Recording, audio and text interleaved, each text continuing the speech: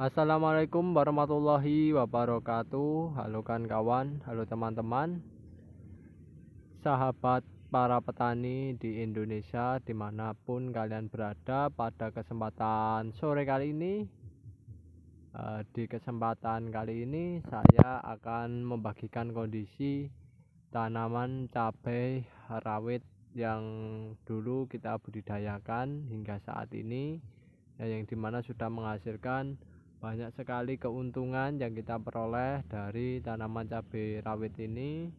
Ya kurang lebih kemarin cuma bedengan cuma lahan kecil segini aja sudah dapat kurang lebih 15 jutaan sudah ada.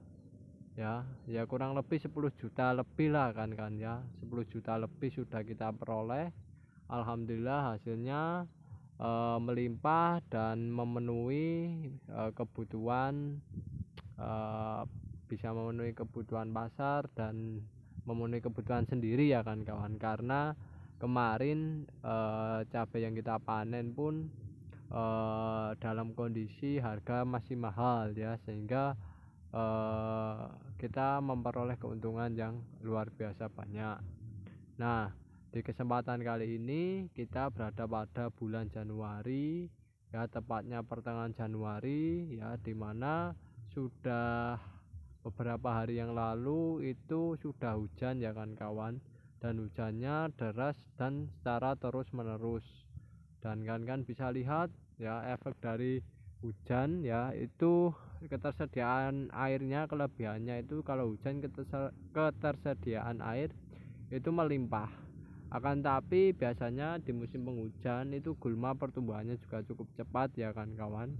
Oleh sebab itu kalau kan membudidayakan, sedang membudidayakan tanaman cabai rawit yang masih kecil atau masih muda gitu kan, nah, kawan-kawan alangkah baiknya kawan-kawan kendalikan gulmanya ya, agar tidak menyerang unsur yang dibutuhkan oleh si tanaman cabai rawit tersebut.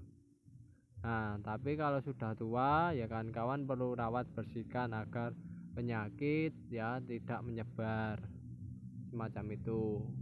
Dan ini karena kita belum sempat ya kan kawan, ya karena pekerjaan yang begitu padat ya, kondisinya semacam ini kan kawan. Bedengan kami ya banyak ditumbuhi oleh gulma-gulma yang tumbuh subur di musim seperti musim penghujan semacam ini. Nah, oleh sebab itu kan kawan, langkah yang tepat kan kawan di musim penghujan semacam ini ya, karena ketersediaan air banyak ya kan kawan, paling tidak bisa membuang airnya. Bagaimana irigasinya dibuat keluar agar kondisi airnya bisa bagus ya kan kawan, bisa sesuai dengan kebutuhan si tanaman cabai. Nah, kalau kondisi berlebih semacam ini saya peringatkan itu juga tidak bagus. Karena apa? Posisi tanah terendam air terus menerus, sedangkan tanaman cabai itu sendiri tidak menginginkan air itu tersedia secara terus menerus ya kan kawan, melainkan menginginkannya yaitu kondisi media lembab. Kalau medianya basah secara terus menerus itu juga kurang bagus. Bahkan dari beberapa kasus ya yang dialami petani di sekitar kita, itu dulu ada yang modelnya sering diberi air atau dilep ya kan kawan, sering dilep.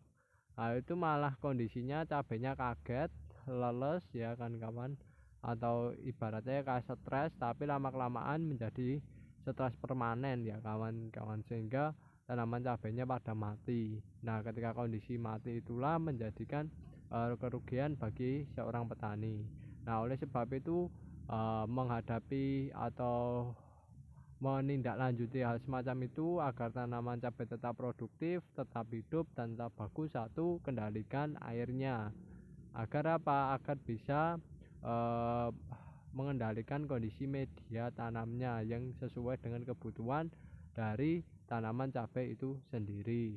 Dan di sisi lain kalau kita bisa mengendalikan air juga tujuannya adalah untuk mengurangi intensitas serangan penyakit maupun hama. Karena di musim semacam ini terkadang itu kondisinya hujan, terkadang juga kondisinya panas. Nah itu kan otomatis kondisinya lembab. Kondisi lembab itu biasanya hama dan penyakit itu biasanya perkembangbiakannya cukup cepat.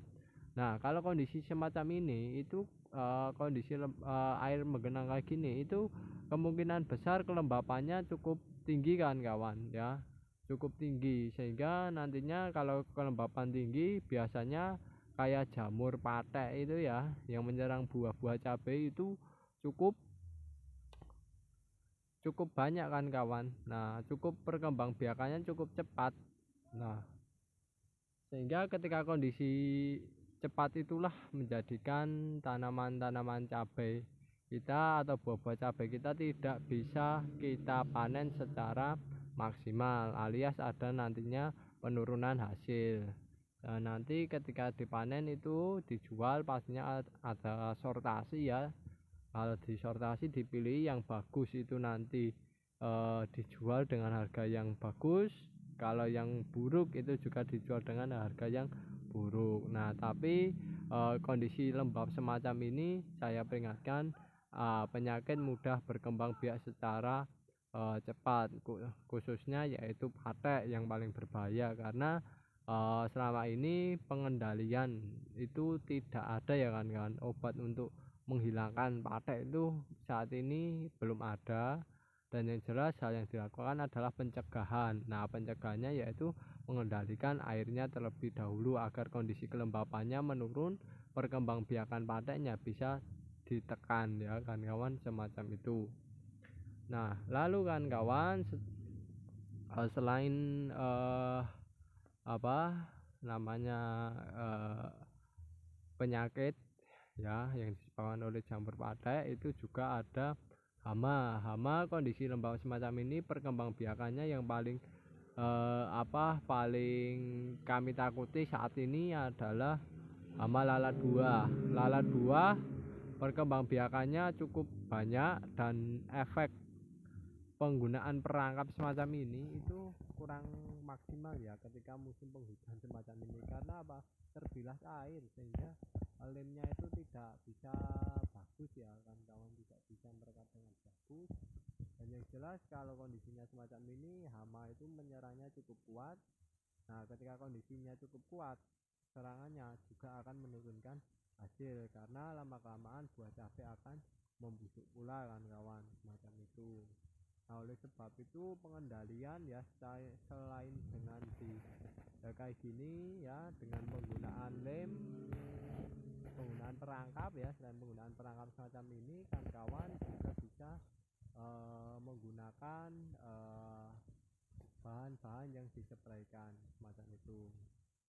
Nah itu langkah kami yang biasa kita lakukan ketika pada tanaman semacam ini ya kan kawan. Sehingga yang jelas di musim-musim kayak gini kan tetap waspada ya. Ya apalagi kayak gini penyakit kuning ini juga salah satu akibat dari hujan kayak gini kan kawan ya.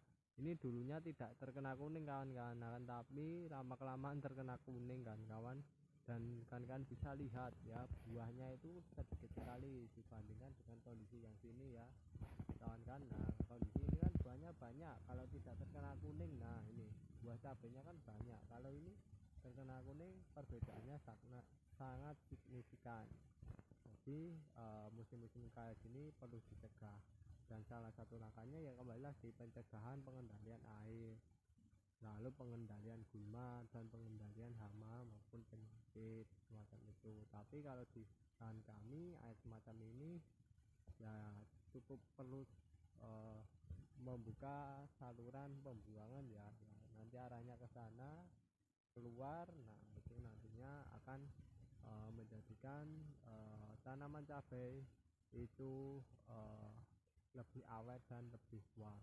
Dan terakhir saya mengingatkan pada kawan-kawan bahwasanya kalau kawan-kawan sedang menanam cabai, pilihlah cabai yang memiliki varietas tahan akan serangan-serangan kayak patek ya kan, yang hama dan lain sebagainya. Dalam artian ya ada beberapa varietas yang tidak tahan dengan serangan hama maupun penyakit. Nah, kawan-kawan bisa tanyakan kepada kepada eh, orang yang jual benih atau bibit ya, apakah tahan dengan penyakit atau tidak. Nah, itu kan bisa tanyakan ya, karena penggunaan varietas itu nanti sangat berpengaruh sekali pada hasil. Saya pernah kawan-kawan di kondisi yang sama, di kondisi semacam ini, itu saya dulu pernah menggunakan varietas kalau orang bilang namanya kalau di sini varietas Bangkok. Itu sekali terkena patek, yang lain juga terkena patek, satu tanaman tidak panen kawan-kawan. Dulu saya pernah kawan-kawan mengalami hal semacam itu, satu tanaman loh kawan, tidak hanya satu dua, tapi satu tanaman semuanya terkena patek buahnya. Dan itu pun kami kendalikan sampai bertubi-tubi ya, tidak mampu kan, karena apa, jenis buahnya itu mudah terserang sekali kan, lunak, mudah terserang oleh patek kan kawan, sehingga ya tidak panen, ya cuma kita jual murah-murah saja. Cabenya ya alhamdulillahnya masih lah ya kan kawan. Jadi pengeluaran atau pengeluaran dengan pemasukan itu sama kan kawan ya, untungnya itu kan kawan. Tapi kalau dipikir-pikir ya kan kawan, kita seorang petani ya, masa nunggu beberapa bulan kita hanya hanya sama. Nah, itu yang harus kalian pikirkan. Tapi alangkah baiknya pembelajaran bagi saya sendiri sih ya, penggunaan varietas yang sesuai dengan kondisi lingkungan itu cukup penting. Jadi pilihlah varietas buah cabai yang ketika musim penghujan semacam ini memiliki kulit atau daging buah yang tahan akan serangan hama maupun penyakit ya. Biasanya dicirikan dengan kulit buah yang cukup tebal ya.